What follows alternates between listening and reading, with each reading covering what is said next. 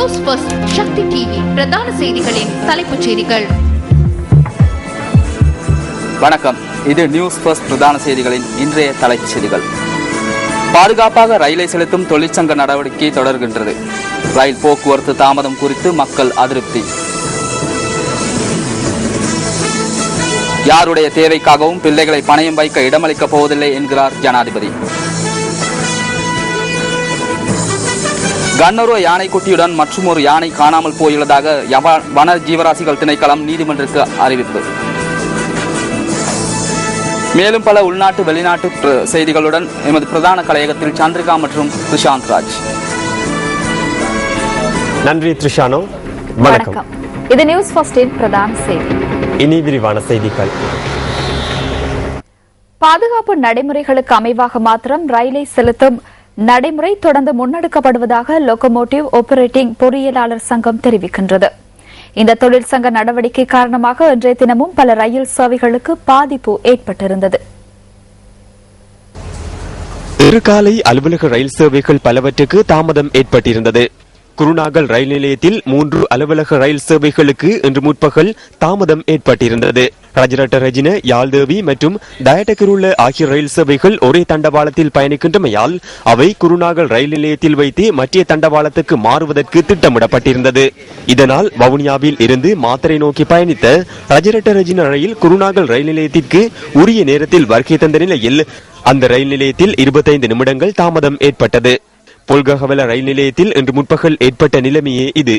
மகோவிலிருந்து கொழும்பு நோக்கி பயணித்த ரயில் சாரதி மீது பயணிகள் சிலர் தாக்குதல் நடத்த முற்பட்டதை அடுத்து இன்று முற்பகல் இந்த அமைதியின்மை ஏற்பட்டிருந்தது. இதனால் 38 நிமிடங்கள் தாமதமாகவே குறித்த ரயில் கொழும்பை வந்தடைந்ததாக ரயில்வே கட்டுப்பாட்டு நிலையம் தெரிவிக்கின்றது.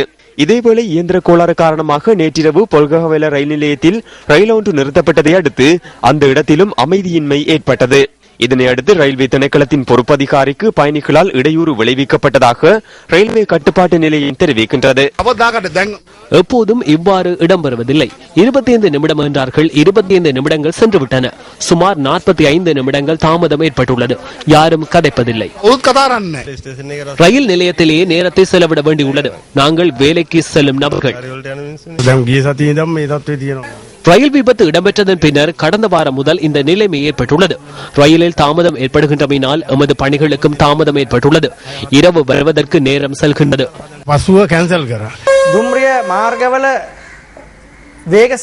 ரயிலில் வேகத்தை நிர்ணயித்து ரயிலின் சாரதிகள் இதற்கு நடவடிக்கையை முன்னெடுக்கின்றனர். இதனால் ரயில் சேவைகளில் தாமதம் ஏற்படுகின்றது. ரயில் தாமதம் அடைகின்றமையினால் பயணிகளிடையே அமைதியின்மை ஏற்படுகின்றது. அவர்கள் பயணம் செய்ய வேண்டியுள்ளதால் அமைதியின்மை ஏற்படுகின்றது. இதனாலேயே ரயிலின் சாரதிகள் மீது பயணிகள் தாக்குதல் நடத்துகின்றனர். இதேவேளை ரயிலின் பாதுகாப்பு தொடர்பில் எழுந்துள்ள பிரச்சினைகளை கவனத்தில் கொண்டு இந்த நடவடிக்கையை முன்னெடுத்ததாக லோகோமோட்டிவ் பொறியியலாளர் சங்கத்தின் தலைவர் TP விஜயரத்ன தெரிவித்தார். இதேவேளை கொழும்பு கோட்டையிலிருந்து மாகோம் மற்றும் கனேவத்து ஆகிய நகரங்களுக்கு இடையில் பயணிக்கும் ரயில்களுக்கு போலீஸ் பாதுகாப்பை பெற்றுத் தருமாறு லோகோமோட்டிவ் பொறியியலாளர் சங்கம் கோரிக்கை விடுத்துள்ளது. கொழும்பு கோட்டை ரயில் நிலையத்தை வந்தடைந்த மற்றும் சென்ற பல ரயில்கள் இன்றும் தாமதமாகின. வவுனியாவிலிருந்து மாத்திரையை நோக்கி பயணித்த ரஜரட்ட ரஜின ரயிலே இது. கொழும்பு கோட்டை ரயில் நிலையத்திற்கு இன்று காலை 10:30 மணிக்கு இந்த ரயில் வரவிருந்த போதிலும் 11:05 வந்தடைந்தது. பாணந்துறையிலிருந்து அம்புக்கணையை நோக்கி சென்ற ரயில் முற்பகல் 10:35 மணிக்கு கோட்டை ரயில் நிலையத்தை வந்தடைந்தது. முற்பகல் 10:10 மணிக்கு இந்த ரயில் வரவிருந்தது. இதனால் பல ரயில் சேவைகளை தடை செய்யவும் நேர்ந்தது. தற்போது ஏற்பட்டுள்ள பிரச்சினை தொடர்பில் இன்று ரயில் பொது முகாமையாளர் தலைமையில் கலந்துரையாடல் இடம்பெற்றது. தற்போது ரயில் சேவையில் தாமத நிலை காணப்படுகின்றது. பாதுகாப்பு முறைக்கு அமைவாக செலுத்துகின்றமையினால் இந்த நிலை காணப்படுகின்றதா? அது சரி, திணைக்களம் எல்லைகள் இட்டமையினாலேயே எங்களுக்கு அந்த நிலைக்கு செல்ல வேண்டிய நிலை ஏற்பட்டது. எனினும் உறுப்பினர்களின் தொழில் பாதுகாப்பை உறுதிப்படுத்திக் கொள்ள தேவையான ஆலோசனைகளை வழங்கியுள்ளோம். பாதுகாப்பு சட்டங்களை மீற வேண்டாம் என திணைக்களம் தான் கூறுகின்றது.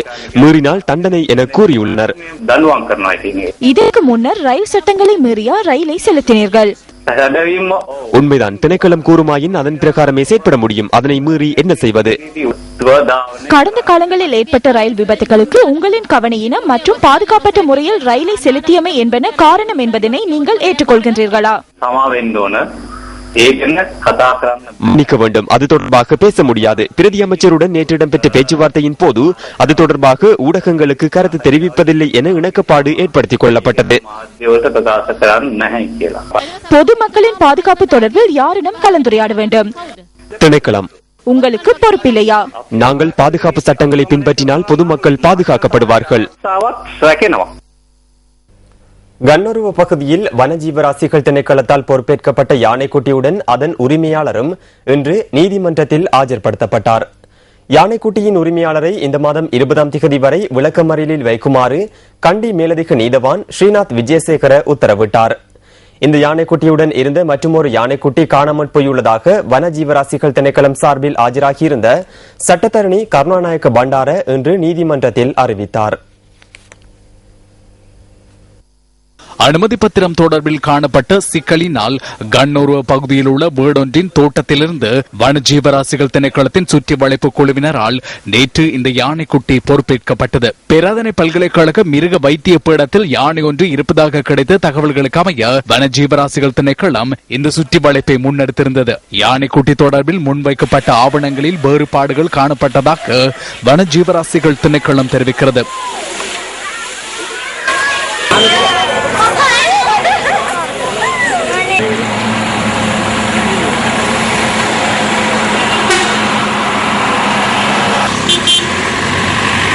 இதன் பிரகாரம் யானைக்குட்டி மற்றும் யானைக்குட்டியின் உரிமையாளர் இன்று நீதிமன்றத்தில் ஆஜர்படுத்தப்பட்டனர். குறித்த யானைக்குட்டியின் வயது தொடர்பான அறிக்கை ஒன்றை சமர்ப்பிக்குமாறு இதன் போது உத்தரவிடப்பட்டது. குறித்த யானைக்குட்டி இன்று பிற்பகல் உடவளவு தேசிய சரணாலயத்திற்கு கொண்டு செல்லப்பட்டது. இதேவேளை கண்ணூர் பகுதியில் குறித்த யானைக்குட்டி தடுத்து வைக்கப்பட்டிருந்த வீட்டிற்கு வனவள பாதுகாப்பு அமைச்சர் விஜித் விஜயமுனி சொய்சா நேற்று இரவு சென்றிருந்தார். சரியான தகவல்கள் கிடைத்தால் நிச்சயமாக நாம் சுற்றி வளைப்புகளை மேற்கொள்வோம். எனினும் அதிகாரிகளுக்கு இடையூறுகள் ஏற்படுகின்றன. எமது திணைக்களத்தில் சிறந்த அதிகாரிகள் உள்ளனர். யானைகள் சட்டவிரோதமாக இருந்தால் அவற்றை திணைக்களத்தின் பொறுப்பில் எடுக்க நானோ அதிகாரிகளோ பின்னிற்க மாட்டோம். அனுராதபுரத்தில் நடைபெற்ற மத அனுஷ்டானங்களில் ஜனாதிபதி மஹிந்த ராஜபக்ச இன்று கலந்து கொண்டார். அனுராதபுரத்திற்கு சென்ற ஜனாதிபதி ஜெயஸ்ரீ மகாபோதிக்கு சென்று வழிபாடுகளில் ஈடுபட்டார். அதன் பின்னர் அனுராதபுரத்தில் உள்ள 8 விகாரிகளினதும் விகாராதிபதி பல்லேகாம ஸ்ரீனிவாச தேரரை சந்தித்தார். மாவட்ட ரீதியில் சிறுவர்கள் துறவரம் பூணும் நிகழ்வை ஆரம்பிக்கும் வகையில் ருவன்வெளி சாயுவில் 75 பேர் துறவரம் பூண்டார்கள். இவர்களுக்கான காவியுடை மற்றும் புத்தகங்கள் ஜனாதிபதியினால் அவர்களின் பெற்றோர்களுக்கு வழங்கப்பட்டன. இதேவேளை தலாவ மகாவித்யாலயத்தின் மஹிந்தோதய தொழில்நுட்ப கூடத்தை ஜனாதிபதி இன்று முற்பகல் திறந்து வைத்தார். பாடசாலை செல்லும் வயதில் உள்ள பிள்ளைகளை தவறான வழியில் வழிநடத்தும் நடவடிக்கைகளுக்கு ஒத்துழைப்பு வழங்க சில தூதரகங்கள் தயாராகி வருகின்றன. இவற்றிலிருந்து பாதுகாப்பதற்கு பெற்றோர், ஆசிரியர்கள், அதிபர்கள், அரசியல்வாதிகள் என அனைவரும் விழிப்புடன் இருக்க வேண்டும் என நான் நம்புகின்றேன். எவருடைய டொலர்களுக்கோ சொகுசு வாழ்க்கைக்கோ அதிகாரங்களுக்கோ எமது சிறுவர்கள் அடிபடுவதற்கு இடமளிக்க முடியாது.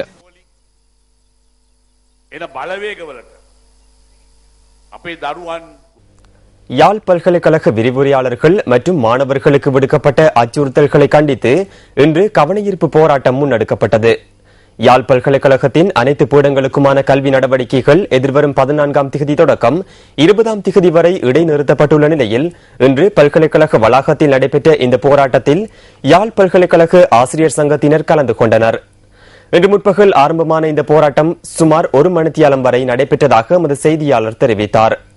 விரிவுரையாளர்கள் மற்றும் மாணவர்களுக்கு அச்சுறுத்தல் விடுக்கும் வகையில் சில தினங்களுக்கு முன்னதாக யாழ் பல்கலைக்கழக வளாகத்தில் ஒட்டப்பட்டிருந்த சுவரொட்டிகளுக்கு எதிர்ப்பு தெரிவித்து இந்த கவனஈர்ப்பு போராட்டம் நடத்தப்பட்டுள்ளது.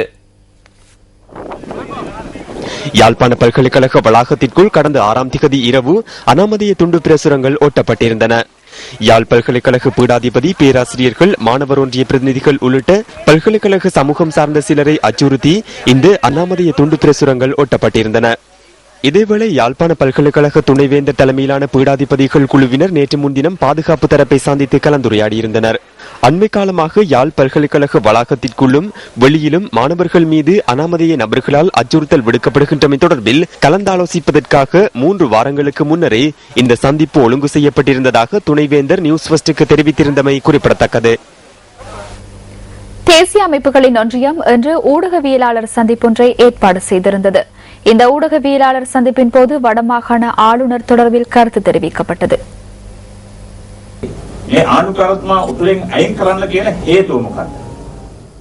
இந்த ஆளுநரை வடமாகாணத்திலிருந்து விலக்குமாறு கூறுவதற்கான காரணம் என்ன? தமிழ் அரசாங்கம் ஒன்றை வடமாகாணத்தில் ஸ்தாபிப்பதற்கான முதற்கட்ட நடவடிக்கைகளுக்காகவே இதனை கூறுகின்றனர். அதற்கான இயலுமை கிடையாது. ஆளுநர் வடமாகாணத்தில் இருக்கின்ற போது அவர் வடமாகாணம் குறித்து நன்கு அறிவார்.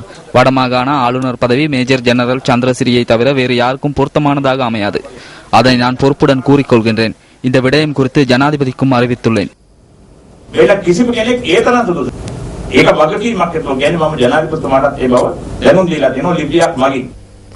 மன்னார் திருக்கேதீஸ்வரம் பகுதியில் அடையாளம் காணப்பட்ட மனித புதைக்குழியில் இருந்து மீட்கப்பட்ட எச்சங்களை நிபுணத்துவம் வாய்ந்த அதிகாரிகளால் பரிசோதனைக்கு உட்படுத்தி அறிக்கை சமர்ப்பிக்குமாறு குற்றப்புலனாய்வு அதிகாரிகளுக்கு மன்னார் நீதவான் நீதிமன்றம் இன்று உத்தரவு பிறப்பித்துள்ளது.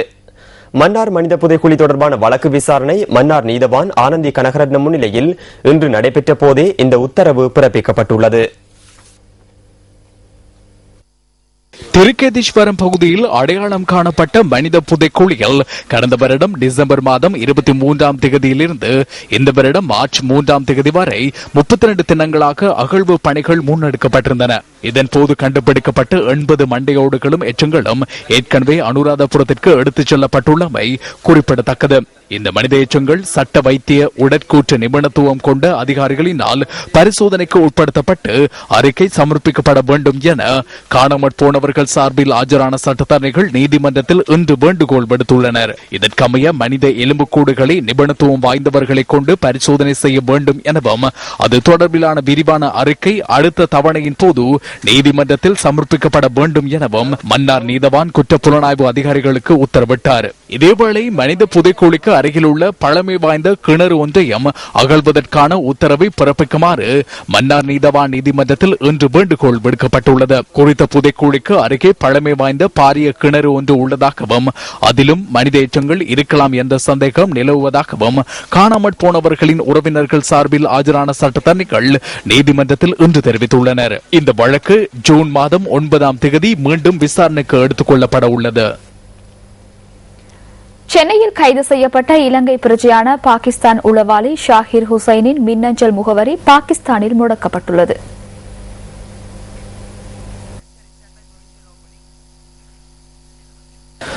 இந்திய மத்திய புலனாய்வு பிரிவினருக்கு கிடைத்த தகவலுக்கு அமைய கடந்த 29ஆம் தேதி ஷாஹிர் ஹுசைன் என்ற இலங்கையர் சென்னை மண்ணடியில் கைது செய்யப்பட்டார். இவர் பாகிஸ்தானின் புலனாய்வு அமைப்பான ISI உளவாளி எனவும் இலங்கையில் உள்ள பாகிஸ்தான் தூதரகத்துடன் தொடர்பு வைத்திருந்ததாகவும் இந்திய மத்திய அரசாங்கம் நீதிமன்றத்தில் அறிவித்துள்ளதாக தி ஹிந்து செய்தி வெளியிட்டுள்ளது. ஏற்கனவே விளக்கமறியலில் வைக்கப்பட்டிருந்த குறித்த சந்தேக நபர் நேற்று எழும்பூர் நீதவான் முன்னிலையில் ஆஜர்படுத்தப்பட்டு இம்மாதம் 13ஆம் தேதி வரை தொடர்ந்தும் விளக்கமறியலில் வைக்கப்பட்டுள்ளார். இதேவேளை ஷாஹிர் ஹுசைன் சென்னையில் உள்ள அமெரிக்க தூதரகத்தை இலக்கு வைத்திருந்தமையும் அவர் பல தடவைகள் தூதரகத்தை நிழல்படம் எடுத்துள்ளமையும் தெரிய வந்துள்ளதாக தமிழக போலீஸ் உயர் அதிகாரி ஒருவர் தெரிவித்துள்ளார். இவர் இலங்கையில் உள்ள ஒரு மின்னஞ்சல் முகவரிக்கு நிழல்படங்களை அனுப்பி வைத்தமையும் விசாரணைகளில் தெரிய வந்துள்ளது. எவ்வாறாயினும் ஷாஹிர் ஹுசைன் கைது செய்யப்பட்டமைக்கு மறுநாள் அவரது மின்னஞ்சல் முகவரி பாகிஸ்தானில் முடக்கப்பட்டதாகவும் தமிழக போலீசார் அறிவித்துள்ளனர். சந்தேக நபர் அளித்துள்ள வாக்குமூலத்துக்கு அமைய இலங்கையில் உள்ள பாகிஸ்தான் துணை தூதரகத்தின் 2 அதிகாரிகளின் பெயர்களை நீதிமன்றத்தில் தாக்கல் செய்யப்பட்ட அறிக்கையில் தமிழக போலீசார் குறிப்பிட்டுள்ளதாக தி ஹிந்து வெளியிட்டுள்ள செய்தியில் மேலும் குறிப்பிடப்பட்டுள்ளது. சந்தேக நபர் அளித்துள்ள வாக்குமூலத்துக்கு அமைய இலங்கையில் உள்ள பாகிஸ்தான் துணை தூதரகத்தின் 2 அதிகாரிகளின் பெயர்களை நீதிமன்றத்தில் தாக்கல் செய்துள்ள அறிக்கையில் தமிழக போலீசார் குறிப்பிட்டுள்ளதாக தி ஹிந்து வெளியிட்டுள்ள செய்தியில் மேலும் குறிப்பிடப்பட்டுள்ளது. அம்பாறை ஒலுவில் பகுதியில் ஆர்ப்பாட்டம் ஒன்று இடம்பெற்றுள்ளது. ஒலுவில் பெரிய பள்ளிவாசலுக்கு சொந்தமான காணி ஒன்றை சிலர் சட்டவிரோதமான முறையில் கைப்பற்றியுள்ளதாக தெரிவித்தே இந்த ஆர்ப்பாட்டம் முன்னெடுக்கப்பட்டது. ஒலுவில் பெரிய பள்ளிவாசலுக்கு முன்பாக உள்ள வீதியில் இந்த ஆர்ப்பாட்டம் இடம்பெற்றது. இன்றைய ஜும்மா தொழுகைக்கு பின்னரே இந்த ஆர்ப்பாட்டம் முன்னெடுக்கப்பட்டதாக எமது செய்தியாளர் கூறினார். ஒலுவில் பெரிய பள்ளிவாசலுக்கு சொந்தமான காணி ஒன்றை போலியான ஆவணங்களை பயன்படுத்தி சிலர் மாற்றிக்கொண்டதாக தெரிவித்து இந்த ஆர்ப்பாட்டம் இடம்பெற்றது. இந்த ஆர்ப்பாட்டத்தில் ஈடுபட்டோர் மீது சிலர் தாக்குதல் நடத்தியுள்ளனர். இதன்போது ஆர்ப்பாட்டக்காரர்கள் வசம் இருந்த சுலோகங்களையும் குறிப்பிட்ட சிலர் கிழித்தறிந்துள்ளனர்.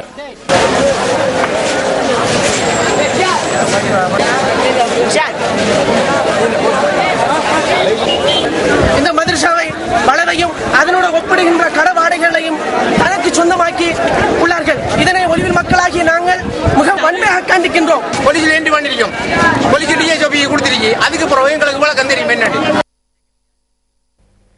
வியட்நாமில் நடைபெற்ற உலக பௌத்த திரைப்பட விழாவில் ஸ்ரீ சித்தார்த்த கௌதம திரைப்படத்துக்கு 5 விருதுகள் கிடைத்துள்ளன.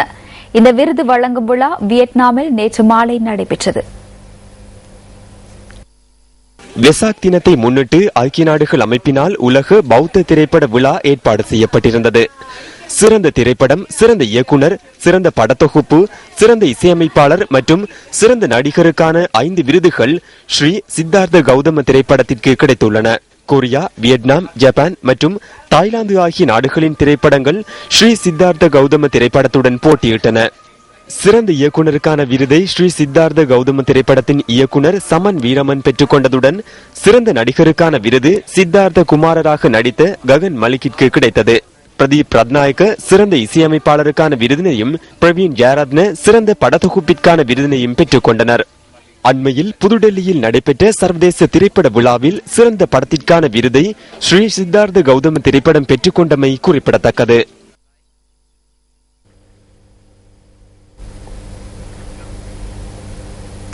முதலீட்டு ஊக்குவிப்பு பிரதி அமைச்சர் ஃபைசல் முஸ்தபா தம்புள்ளை பகுதிக்கு நேற்று விஜயம் செய்திருந்தார். தம்புள்ள கண்டலகம சந்திக்கு அருகில் அமைந்துள்ள ஜும்மா பள்ளிவாசலின் பொறுப்பதிகாரி உள்ளிட்ட அதிகாரிகளை சந்தித்த பிரதி அமைச்சர் பள்ளிவாசலின் தற்போதைய நிலைமை தொடர்பில் கலந்துரையாடியுள்ளார். இதன்போது பள்ளிவாசலின் பாதுகாப்பு தொடர்பில் அவதானம் செலுத்தப்பட்டதாக முதலீட்டு ஊக்குவிப்பு பிரதி அமைச்சர் ஃபைசர் முஸ்தபாவின் அலுவலகத்தினால் விடுக்கப்பட்டுள்ள அறிக்கையில் குறிப்பிடப்பட்டுள்ளது. இந்த விடயம் தொடர்பில் போலீஸ் மா அதிபர் மற்றும் சிரேஷ்ட பிரதி போலீஸ் மா அதிபர் அனுர சேன்நாயக் ஆகியோருடன் தொலைபேசியூடாக பிரதி அமைச்சர் கலந்துரையாடியுள்ளார். பள்ளிவாசலின் நடவடிக்கைகளை தடையின்றி முன்னெடுத்துச் செல்வதற்கு தேவையான அனைத்து நடவடிக்கைகளையும் எடுப்பதாக இதன்போது பிரதி அமைச்சர் ஃபைசர் முஸ்தபா உறுதியளித்ததாக முதலீட்டு ஊக்குவிப்பு பிரதி அமைச்சரின் அலுவலகம் வெளியிட்டுள்ள அறிக்கையில் குறிப்பிடப்பட்டுள்ளது. மலையகத்தின் பதுளை நகரில் வீற்றிருக்கும் அன்னை தேவி ஸ்ரீ கருமாரியம்மன் ஆலய சித்திரத்தேர் திருவிழாவின் பாட்குட பவனி இன்று இடம்பெற்றது. அத்துடன் பறவை காவடி மற்றும் தீ மிதிப்பு ஆகிய நிகழ்வுகளும் இன்று இடம்பெற்றன.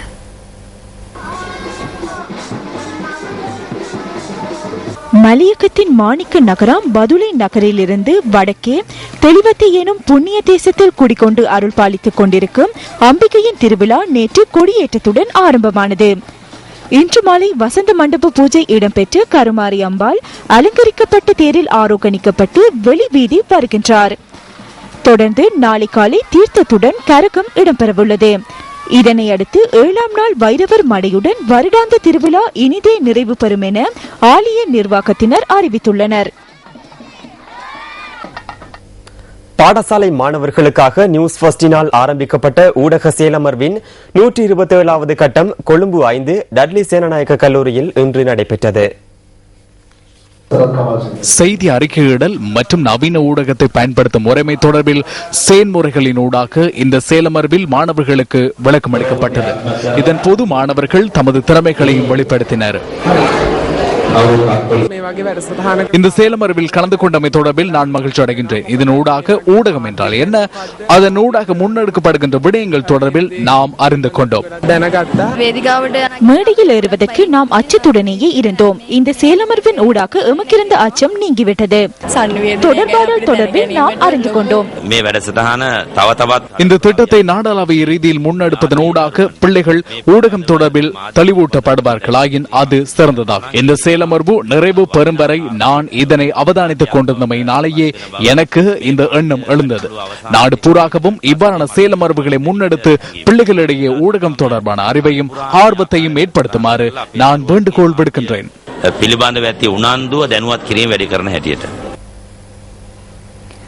நாடு அபிவிருத்தி அடைவது என்பது மக்கள் மற்றும் சமூகம் அபிவிருத்தி என ஐக்கிய தேசிய கட்சியின் மேல் மாகாண சபை உறுப்பினர் SM மரிக்கார் தெரிவித்துள்ளார். மத்திய கொழும்பு மக்களுடனான நேற்றைய சந்திப்பின் போதே அவர் இதனை தெரிவித்தார். மத்திய கொழும்பு மக்களுடன் கலந்துரையாடலில் ஈடுபட்ட SM மரிக்கார் மக்களின் தீர்க்கப்படாத பிரச்சினை தொடர்பில் கலந்துரையாடினார். 24 மணித்தியாலங்களில் 5 மணித்தியாலங்கள் மாத்திரமே அரசாங்கம் இந்த மக்களுக்காக உண்ண, குளிக்க மற்றும் ஏனைய அனைத்திற்கும் நீரை வழங்குகின்றது. நாடு அபிவிருத்தி அடைய வேண்டும் என்றால் மக்களும் அபிவிருத்தி அடைய வேண்டும். மாகாண சபை இங்கு திரும்பி பார்ப்பதில்லை. ஆகவே இங்குள்ள பிரச்சனைகளை தீர்ப்பதற்காக அனைத்து நடவடிக்கைகளையும் எடுக்க வேண்டும். 15வது சர்வதேச இளைஞர் மாநாட்டின் 4ஆம் நாள் இன்றாகும். கொழும்பு பண்டாரநாயக்க சர்வதேச மாநாட்டு மண்டப வளாகத்தை கேந்திரமாக கொண்டு இன்றும் பல நிகழ்ச்சிகள் நடைபெற்றன. இம்முறை சர்வதேச இளைஞர் மாநாட்டில் 150க்கும் அதிகமான நாடுகளைச் சேர்ந்த பிரதிநிதிகள் மற்றும் பல நாடுகளின் இளைஞர் விவகார அமைச்சர்களும் கலந்து கொண்டிருந்தனர். ஐக்கிய நாடுகள் அமைப்புக்கான இலங்கையின் நிரந்தர வதிவிட பிரதிநிதி கலாநிதி பாலித கோகுன தலைமையில் சர்வதேச இளைஞர் மாநாட்டின் 4ஆம் நாளுக்கான பிரதான அமர்வு நடைபெற்றது. நல்லாட்சி மற்றும் பொறுப்புக்கூறல், இளைஞர் உரிமைகள் போன்ற துணைப்பொருட்களை மையமாக கொண்ட 14 கூட்டங்கள் இன்று நடைபெற்றன. இளைஞர்கள் தொடர்பில் கவனம் செலுத்துவது மாத்திரம் எமது எண்ணம் அல்ல. இளைஞர்களுக்குள்ளே அவர்கள் உலகின் ஒரு பகுதி என்ற எதிர்பார்ப்பை ஏற்படுத்துவதே எமது நோக்கமாகும். உலகின் இன்றைய விடயங்கள் நாளை உலகிற்கு சொந்தமானவை அல்ல, தற்போதைய உலகிற்கு சொந்தமானவை. இளைஞர்களின் பிரச்சனைகள் நாளைய தினத்திற்கும் பாதிப்பை ஏற்படுத்தும் என பல கொள்கை அமைப்பாளர்கள் கருதினார்கள். அது தொடர்பில் பின்னர் கருத்தில் கொள்ளலாம் என எண்ணினார்கள். எனினும் தொடர்ந்தும் அவ்வாறு இருந்துவிட முடியாது. இந்த முறை தொடர்ந்தும் நிலவக்கூடிய ஒன்றல்ல. பிரதான அமர்வின் பின்னர் இளைஞர் பிரதிநிதிகள் பல்வேறு பொழுதுபோக்கு நிகழ்ச்சிகளில் ஈடுபட்டனர்.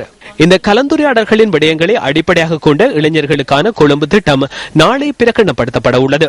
இதேவேளை மாநாட்டுக்காக நாட்டுக்கு வருகை தந்துள்ள பிரதிநிதிகள் சிலர் பண்டாரநாயக்க சர்வதேச மாநாட்டு மண்டப வளாகத்துக்கு முன்னால் இன்று எதிர்ப்பில் ஈடுபட்டனர். கடந்த மாதம் நைஜீரியாவின் விபுக் நகரில் 200க்கும் அதிகமான பாடசாலை மாணவிகள் கடத்தப்பட்ட சம்பவம் தொடர்பில் சர்வதேச ஊடகங்களின் கவனத்துக்கு கொண்டுவரும் நோக்கில் அவர்கள் எதிர்ப்பில் ஈடுபட்டனர். சர்வதேச இளைஞர் மாநாட்டை முன்னிட்டு ஸ்ரீலங்கா யூத்தின் 2வது பாராளுமன்ற விசேட அமர்வு நேற்று நடைபெற்றது. மகரகம ஸ்ரீலங்கா யூத் பிரதான மண்டபத்தில் இந்த அமர்வு இடம்பெற்றது. சர்வதேச இளைஞர் மாநாடு ஒன்றை ஏற்பாடு செய்தமை மாத்திரம் வரலாற்றில் இடம் பிடிப்பதற்கான விடயம் அல்ல. பல இளைஞர் விவகார அமைச்சர்களை ஓரிடத்தில் ஒன்று திரட்டியமை போன்று அவை எவ்வாறு வியூகப்படுத்தப்பட்டுள்ளது என்பது தொடர்பிலேயே வரலாற்றில் இடம் பிடிக்க முடியும். இளைஞர் விவகார அமைச்சின் நடவடிக்கைகள் எவ்வாறு முன்னெடுக்கப்படும் என பலர் என்னிடம் கேட்டுள்ளனர். அவை தொடர்பில் எங்கே கற்றுக்கொள்வது எனவும் கேட்டனர். இளைஞர் விவகார அமைச்சை புதிதாக ஸ்தாபிப்பது தொடர்பில் கற்க வேண்டும் எனின் இலங்கைக்கு சென்று பார்க்குமாறு நான் கூறினேன். அதேபோன்று தேசிய இளைஞர் சபைகள் மன்றம் எவ்வாறு முழுமையானதாகவும் ஜனநாயக ரீதியாகவும் இருக்க வேண்டும் என்பதனை அறிந்து கொள்ள இலங்கைக்கு செல்லுமாறு நான் கூறினேன். இந்த அமர்வில் இளைஞர் பாராளுமன்றத்தின் 400க்கும் அதிகமான உறுப்பினர்கள் கலந்து கொண்டதுடன் இதனை பார்வையிடுவதற்காக சர்வதேச இளைஞர் மாநாட்டில் பங்கேற்றுள்ள வெளிநாடுகளின் இளைஞர் விவகார அமைச்சர்களும் இளைஞர் பிரதிநிதிகளும் வருகை தந்திருந்தனர். உலக இளைஞர் மாநாட்டை முன்னிட்டு நேற்று நடைபெற்ற கூட்டம் ஒன்றில் பாராளுமன்ற உறுப்பினர் உபேக்ஷா ஸ்வர்ணமாலி விசேட உரை நிகழ்த்தினார். Gender equality is, like I said, I paid all my attention only after my personal experience. எனது தனிப்பட்ட அனுபவத்தின் பின்னரே ஆண் பெண் சம உரிமை தொடர்பில் கவனம் செலுத்தினேன். எனினும் நான் இதனை ஏற்க விரும்பவில்லை. இதுவே தற்போதுள்ள வெறுக்கத்தக்க இனவாதம் என நான் எண்ணுகின்றேன். ஆண் பெண் பேதத்தை விட மத அடிப்படையிலான இனபேதம் மோசமானதல்ல. தமக்கு சம்பந்தமில்லாத மதம், இனம், குலத்துடன் தொடர்பேற்படுத்துவதற்கான விருப்பமின்மையை புரிந்து கொள்ள முடியும் என்ற போதிலும் மனிதர் ஒருவரால் இன்னொரு மனிதரை ஏன் புரிந்து கொள்ள முடியவில்லை என்பதனை உண்மையிலேயே எனக்கு புரிந்து கொள்ள முடியவில்லை. இந்தியாவின் மக்களவைத் தேர்தலின் இறுதி கட்டம் நடைபெறுவதற்கு இன்னும் சில நாட்களே உள்ளன. 815 மில்லியன் மக்களில் பெரும்பாலானவர்கள் தமது வாக்கினை பதிவு செய்துள்ள நிலையில் 9வது கட்ட வாக்கெடுப்பு வாரணாசியில் நடைபெறவுள்ளது. இந்த நிலையில் புனித பகுதியான வாரணாசியில் வேட்பாளர்களின் பிரசாரங்கள் சூடு பிடித்துள்ளன. கட்சிகளும் வேட்பாளர்களும் மாபெரும் பேரணிகளையும் கூட்டங்களையும் நடத்த ஆரம்பித்துள்ளன. ஆம் ஆத்மி கட்சியின் அரவிந்த் கெஜ்ரிவால் மற்றும் பாரதிய ஜனதா கட்சியின் நரேந்திர மோடி ஆகியோருக்கு இடையில் வாரணாசியில் கடும் போட்டி நிலவுகின்றது. இந்தியாவின் பிரதான எதிர்க்கட்சியான பாரதிய ஜனதா கட்சியின் ஆதரவாளர்கள் வாகன பேரணியில் ஈடுபட்டுள்ளனர்.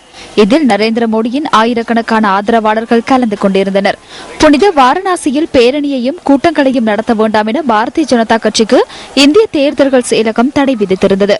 இந்திய தேர்தல்கள் செயலகம் பிரிவினைவாதத்துடன் செயற்பட்டுள்ளதாக பாரதிய ஜனதா கட்சியின் பிரதமர் வேட்பாளர் நரேந்திர மோடி குறிப்பிட்டிருந்தார். பாரதிய ஜனதா கட்சியின் பிரதமர் வேட்பாளர் நரேந்திர மோடி மக்களவைத் தேர்தலில் அதிகளவான வாக்குகளை பெறுவார் என கருத்து கணிப்புகளில் தெரிவிக்கப்பட்ட போதிலும் பாராளுமன்றத்தில் பெரும்பான்மையை தக்க வைத்துக் கொள்வதற்கு கூட்டணி அமைக்க வேண்டும் என தெரிவிக்கப்படுகிறது. இனி விளையாட்டுச் செய்தி. ஆசிய கால்பந்தாட்ட கூட்டு சம்மேளன தலைவர் கிண்ண தொடருக்கான தகுதிக்கான சுற்றில் இன்று பங்களாதேஷ் கழகத்திடம் இலங்கை விமானப்படை கழக அணி தோல்வியடைந்தது.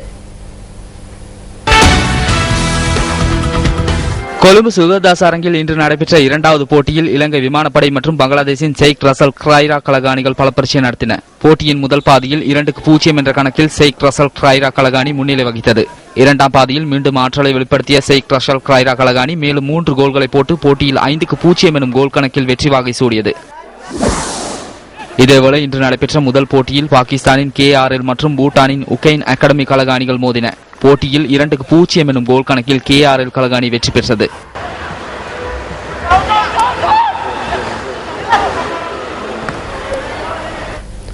JPL என வர்ணிக்கப்படும் யாழ் மாவட்டத்தின் 18 கழக அணிகள் பங்கேற்கும் யாழ்ப்பாண பிரீமியர் லீக் 2020 போட்டிகள் நாளை ஆரம்பமாக உள்ளன. இந்த போட்டிகளுக்கு ஸ்போர்ட்ஸ் ஃபர்ஸ்ட் ஊடக அனுசரணை வழங்குகின்றது. யாழ்ப்பாணம் பிரீமியர் லீக் 2020 கிரிக்கெட் போட்டிகளில் இம்முறை 18 அணிகள் பங்கேற்பதாக போட்டி ஏற்பாட்டு குழுவினர் தெரிவித்தனர். A, B, C, D என 4 குழுக்களாக பிரிக்கப்பட்டு இந்த அணிகள் லீக் சுற்றில் மோதி காலிறுதிக்கு தகுதி பெற உள்ளன. அதனைத் தொடர்ந்து காலிறுதி மற்றும் அரையிறுதி சுற்றுகள் நடத்தப்பட்டு இறுதிப் போட்டி எதிர்வரும் 29ஆம் தேதி யாழ்ப்பாணத்தில் நடைபெற உள்ளது. இறுதிப் போட்டிக்கு முன்னதாக 3ஆம் இடத்துக்கான போட்டியும் நடத்தப்பட உள்ளது. இந்த போட்டிகளின் அங்குரார்ப்பண வைபவம் நாளை காலை 8:30 அளவில் யாழ் இந்து கல்லூரி மைதானத்தில் நடைபெற உள்ளது. அதனைத் தொடர்ந்து நாளை தினம் 2 போட்டிகள் நடைபெற உள்ளன. அந்த விளையாட்டுச் செய்திகளுடன் நியூஸ் ஃபர்ஸ்டின் 8 மணி பிரதான செய்தி நிறைவு பெறுகின்றது. மீண்டும் சந்திக்கலாம் நியூஸ் ஃபர்ஸ்டின் டுநைட் செய்திகளுடன். வணக்கம்.